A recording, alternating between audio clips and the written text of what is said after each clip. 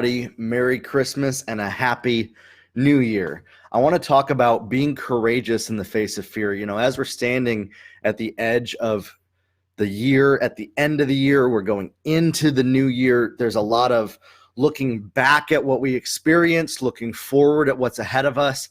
And this can help, we can experience fear.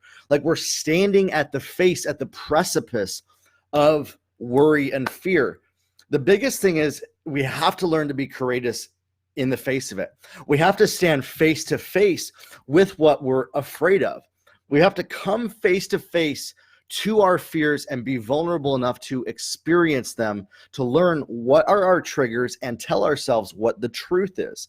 And until you can do that, you will constantly be struggling and be brought down under the authority of what you have fear in. Meaning, up until you come face to face with your fears, you will be giving the power of the future of your life to the thing that you fear. And I bet you might have been doing that up to this point. I bet you've experienced that. I know I have. One of my biggest fears that I face every single day when I go live on these videos, I want to be real with you here, is fear of how I look to other people, fear of how people will judge what I'm saying on these videos. And it actually sometimes paralyzes me to where I don't make videos. I made a whole list of some of those fears today, and it all boiled down to fear of other people's opinions about me. It's not your job to manage other people's opinions about you. And that's where a lot of people have fear. Now, your fear may be something different, but I bet if you brought it down to why, it all boils down to fear of somebody's opinion about you in some way or another, or you're worried about what somebody might do to you based on an experience in the past, or maybe you believe that other people have power over your life. You believe that other people have the power to do things to you because you've given that power explicitly in your life. We got the trash truck here, and so that's why the dogs are barking. Listen, one of my biggest fears has been this: I'm not a certified expert in things. People are going to think I'm too religious, or that I don't understand their situation, or they're going to judge me as heartless, that I don't care about what other people feel or think. It's not my job to worry about your opinion about me. It's not my job to do things based on what you engage with. And I want to pass that on to you. It's not your job to do things and make choices in your life based on what other human beings may or may not do. Your job is to be the best version of yourself that you can be, authentically and real, and not let the opinions or fear stop you. Meaning, not let what you are fearing or worried about keep you from doing the very thing that you were made for. And when I coach people constantly, we end up diving deep into what they're worried about. A big one is they don't want to be an inconvenience to people. That's a big common one, because often a lot of these fears come in through childhood, being an inconvenience to parents. Or maybe they don't want to offend people or say the wrong thing or give the wrong answer. That comes maybe through school, getting in trouble in school, or the list goes on. And we have these experiences based on our past that we allow to dictate our future, because these are areas that we haven't healed, that were broken in us, that we got hurt, that we experienced things. I'm not saying that you're broken at all. In fact, you're resilient to the point that you've gotten right where you are right now. And that resiliency has allowed you to keep moving towards your destiny. But it's time to stop giving up the power of your future to that pain. And start to choose your life and say, listen, that pain is there. I'm going to go after my destiny. And I'm going to say, God, I need you to heal this area in me, in my soul that was broken, that was hurt, that felt pain. And I need you to help me go after this. We read in the Bible, God's not given us a spirit of fear. Perfect love casts out all fear. Fear not, for I am with you always. And yet people try to justify their fear as a religious act. that their fear is actually godliness and holiness by walking in fear of other people's opinions about them. And they justify it as fear of the Lord. And that's one of the worst lies that I've ever seen, ever. And that was something I was living in for so long, was fear of other people, fear of authority, fear of family, fear of friends, worried about people's opinions as having power over me. It's time to break free from that, my friends. It's time for you to break free from the fear that has been keeping you right where you are right now. And to start to go after those dreams that you have. Start to make a list of some New Year's resolutions.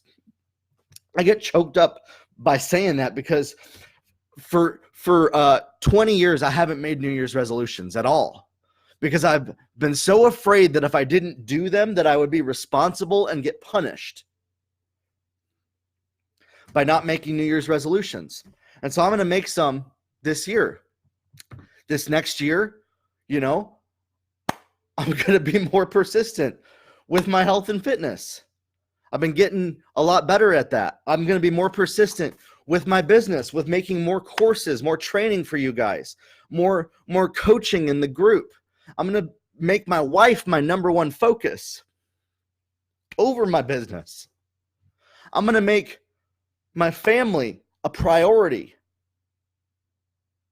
These are areas that we worry that we can't produce what we commit to. And so we don't make resolutions. We don't make commitments because we're afraid of commitment. We're afraid of what might happen if we make a mistake. Or maybe we set a goal and we're afraid of not hitting that goal. Or maybe we don't start something because we're afraid of not completing it all the way, my friends. That's a big one that I notice with a lot of people. Those are ones that I experience constantly, because I'm worried about the judgment from other people because of how I judge myself.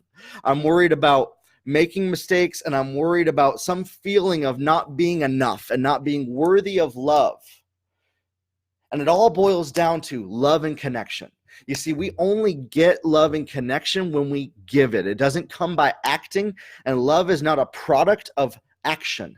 Love is not a product of doing something so that you can get loved. Instead, we give love, and in that, we don't expect it in return, but it comes to us by doing what our responsibility is, by being authentically ourselves, by loving, by sharing the overflow of love to those around us, in our life, in our business. And some people are afraid to mix the word love and business sometimes. Like, oh, that's weird. What that means is I have respect for people in business, that I'm going to share what's on my heart that I know that can impact people, because I want to help somebody, because I know that this helped me. And so I'm going to share that with you, and I'm going to do things that show love and connection to you in business. It's not about some sort of romantic love. This is about, I care about you as a person. So I'm going to share that love and not worry about what I get back. You see, love doesn't do something so that it can get something. Love is unconditional, my friends. You don't do things to get. You do it without any expectation. And yet often we fear what other people might think about us because we're worried about what we will get in return. It's time to stop letting that fear and that worry of not being enough, not getting the love that you feel that you deserve. Pray. Say, God, I need you to help me in this area.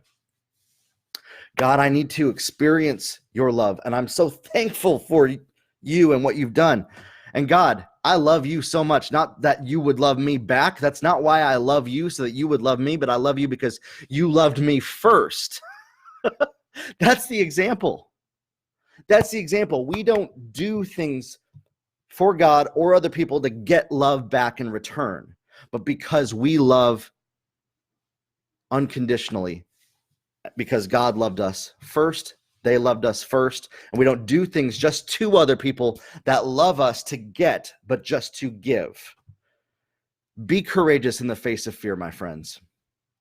Don't allow your fear to dictate your future. Don't allow what you're worried about to control your actions. It's not your job to look good to other people, to get love from other people. Your job is to be yourself, a powerful person, to love unconditionally and to walk in love, not fear. Fear is not from God. God has not given us a spirit of fear. Fear not, for I am with you always. Perfect love casts out all fear. So stop letting your fear of what might happen keep you where you are, and instead have faith to go forward after your destiny. Grow your life, everybody. We'll talk soon.